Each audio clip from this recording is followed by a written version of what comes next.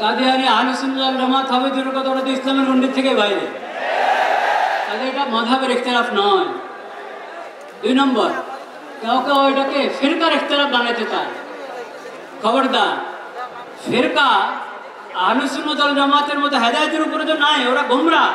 যত ফিরকা, বেদাতি ফিরকা, গোমরাহ ফিরকা, ওরা গোমরাহ। কিন্তু তারপরও কোনো না কোনোভাবে কোনো রকম ইসলামের গণ্ডির মধ্যে আছে। কিন্তু কাদিয়ানিরা ইসলামের গণ্ডি থেকে বাইরে। তাদের কাদিয়ানিরা কোনো ফেরকাও না, এরা 72 ফেরকার কোনো ফেরকা না, এরা পুরা ইসলামের পুরা গণ্ডি থেকে বাইরে। এটা মাযহাবেরও ইখতিলাফ না, ফেরকারও ইখতিলাফ না। এর কি? এটা হলো ইসলাম আর নন ইসলাম, উম্মতে মুসলিমার থেকে বাইরে ভিন্ন একটা মতবাদ হলো কাদিয়ানি মতবাদ। এটা স্পষ্ট থাকতে হবে সবার কাছে, প্রশাসনের সবার কাছে, সাংবাদিকদের সবার কাছে স্পষ্ট থাকতে হবে। আরো একটা ধোঁকা প্রতারণার শিকার হয় বা স্বীকার করতে চায় অনেকে, যে এই দেশে তো কত মুসলিম আছে, কাদিয়ানিরা থাকবে, সমস্যা কি? কাদিয়ানিরা থাকবে ইসলামের পরিচয় নয়, মুসলিম পরিচয় নয়, অমুসলিম পরিচয় থাকবে। এই কথাটা প্রশাসন বুঝে না, তা না, খুব ভালোভাবে বুঝে, সাংবাদিকরা বুঝে, কিন্তু তারা আমানতদারি রক্ষা করে না।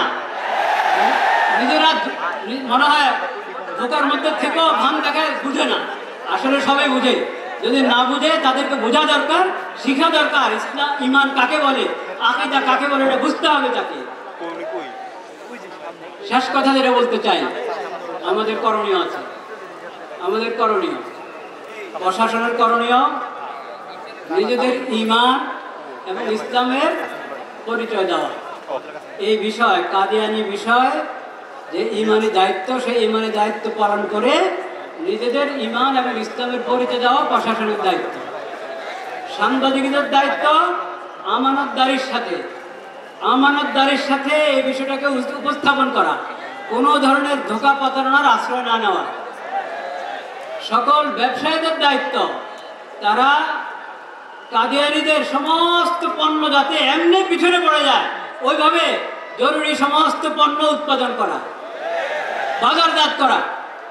কাদিয়ানিদের সমস্ত আরএফএল এবং প্রাণ, অনেক বিভিন্ন নামে কাদিয়ানিদের অনেক পণ্য আছে, এগুলো সব বয়কট করা, পরিত্যাগ করা জরুরি, ফরজ।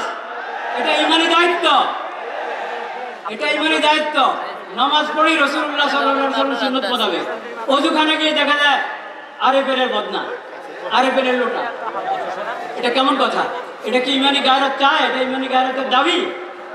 এই জন্য কাদিয়ানিদের সমস্ত পণ্য আমরা বুঝে শুনে, যেই নামে হক, পরিচিত অপরিচিত নামে যেটা হোক, ওটা থেকে আমরা দূরে থাকবো ইনশাআল্লাহ।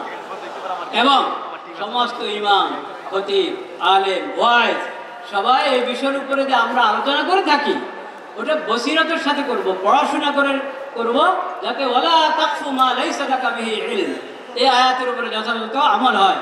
আল্লাহ তাআলা আমাদের সবাইকে তৌফিক নসিব করেন। ওয়া আখিরু দাওয়ানা আলহামদুলিল্লাহি রাব্বিল আলামিন।